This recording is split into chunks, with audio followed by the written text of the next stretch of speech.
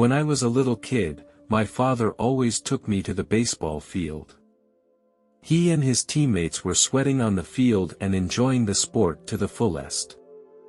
I loved baseball too, and I was eager to learn the sport from my father. However, as I slowly grew up, my interests began to change. When I saw a soccer game, I was fascinated by the fast running and passing on the field. I immediately fell in love with the sport, and I wanted to be a good soccer player. I talked to my father about the idea, but he didn't seem too happy about it. "Don't you like baseball anymore?" he asked. "I like baseball, but I want to be a soccer player more," I replied. My father seemed a little disappointed, but he respected my decision and supported me to pursue my dream. He often took me to soccer games and bought me the equipment and shoes I needed.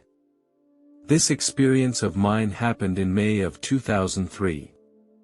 My classmates and I were attending a friendly soccer match.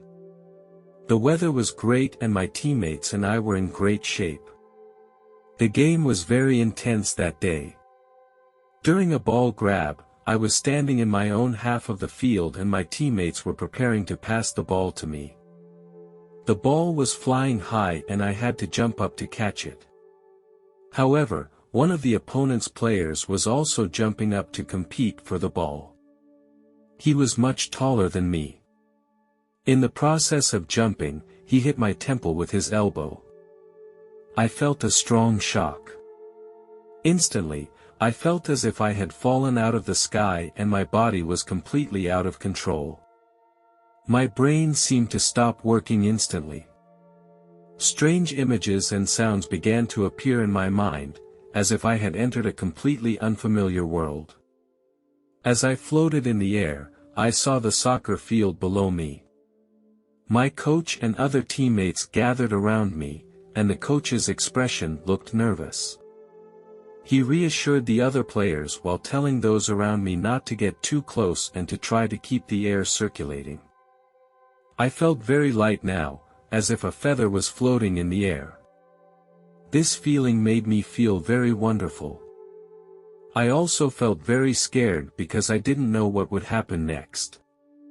Suddenly, a tunnel appeared above me. When I entered the tunnel, I saw a young lady. She was very beautiful. Later I realized that she was my grandmother. Only she looked a little younger. She smiled and said, "I have been waiting for you." This surprised me, and I couldn't understand why she was waiting for me, since we hadn't met before. When I felt confused, she seemed to already know what I was thinking. She said, "I am waiting for you because you are lost and I will help you find your way home." I was surprised. "How did you know what I was thinking?" I asked. She replied, "In heaven, there are no secrets." Her expression was conveyed to me in a nonverbal form. The feeling was truly amazing. I had never had such an intimate and direct way of communication.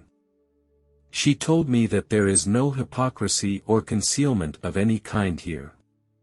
You don't need words to communicate here because there are more efficient ways to communicate in heaven.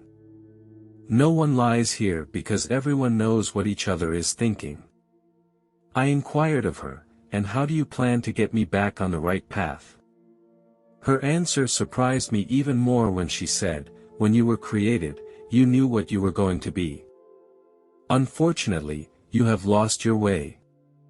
I was surprised because I never thought I would lose my way. "If the soul is lost, it will not find its way home," she continued. Near-death experiences are God's way of helping them. I was even more confused when I heard this statement, and I didn't understand if it meant I was about to die. She seemed to sense my unease and she reassured me, "Don't worry, my child, this is just a wake-up call. You must gain strength from it and find your way again. Some souls will choose to stay in heaven and give up their life on earth for a while. And some souls will choose to return to Earth to continue their lives and return to their families. She explained that God loves all His children. He wants them all to fulfill their mission. He won't judge them if they don't succeed the first time.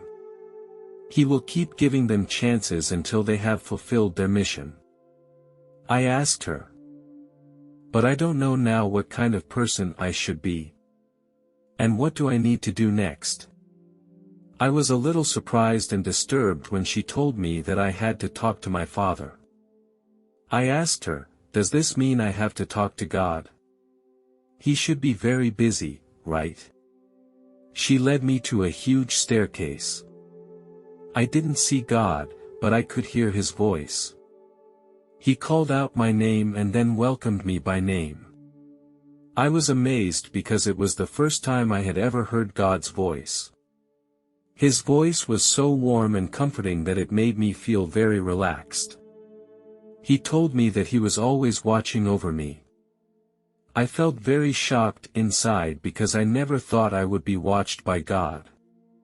I immediately felt very small and God was so great. God said, "Do you remember what you asked me to discuss before?" I couldn't answer Him because I didn't remember ever talking to Him. God gently put His finger on my forehead, and then I began to remember what had happened before. I used to have a dream to become a professional soccer player. I spent a lot of time and energy chasing that dream, but ultimately failed. When I came back here, I realized it wasn't what I really wanted. I wanted to be a lawyer with integrity and provide legal assistance to those who could not afford to defend themselves. I expressed my thoughts to God. He told me that it was a noble desire and that He would always support me and help me achieve this dream. I said to God, "I know what I should do now. I am ready to go back." A smile appeared on God's face and then said, "I will also give you another option. If you feel that this life is a failure now, you can also stay. You can also try to return to earth life again later. In heaven, time is not a problem, and we will always wait for your decision." I asked God, "What will happen to my family if I stay?" God replied, "Your family will come here to reunite with you after you finish your own mission." But God also reminded me that if you stay here, your mother will be very sad. Hearing these words made me feel conflicted. I like the feeling of being here. But I also don't want to make my mother sad. God said that He would support me no matter what I choose. I decided to go back to Earth and be with my family. Before I left, God told me that He would always be watching me wherever I went. He also reminded me that love exists within everyone and that I can feel it all the time if I want to. When you finish your mission, there will be a place for you in heaven. The lady next to me asked me if I was ready to go back. I nodded and replied, "Yes, I am ready." She said to me, "After you go back, say hello to your mother for me and tell her that I love her." I asked her in surprise, "How do you know my mother?" She didn't answer my question, she just said, "You will get the answer after you tell your mother about it." I didn't understand what her words meant, but I thought she must have her reasons, so I promised her that I would convey this information to my mother. I suddenly appeared in a hospital room. I was lying on a hospital bed. Family members and medical staff were all around me. Looking at my own body, I did not feel fear. I felt very calm. Suddenly, I felt myself being pulled back into the real world. I heard the sound of someone talking around me. When I opened my eyes, I saw my mother. My mother had been crying. She saw me open my eyes and hugged me excitedly. What was happening here? I asked the paramedics around me. "It's okay, you're going to be fine. You have a mild concussion. I told my mother that I had met a lady in heaven. She told me to say hello to you. Mother's eyes were filled with surprise and confusion. She asked me who the lady was and I told her I didn't know. This confused the mother even more. The nurses around me were also looking at me, and they obviously thought I was lying. I realized that it was probably not a good idea for me to tell anyone else about my experience in heaven. When I got home, my mother was eager to know more details about the lady, and she asked me to describe her appearance and characteristics. As I described it, my mother gave a surprised look. Finally, my mother went into the storage room, as if she was looking for something. I asked her what she was doing. She didn't answer me. About half an hour later, she held a picture in her hand. My mother asked me if this was her. I took the picture and saw that it was the same lady I had met. Her smile and appearance were exactly the same as I remembered. I was surprised and asked my mother, "Who is this?" My mother choked up and said, "She is your grandmother." My mother explained that my grandmother had passed away 8 years before I was born. She was a very kind and benevolent person who spent all her energy on her family. I realized that I had met the grandmother I had never met. She gave me guidance and comfort.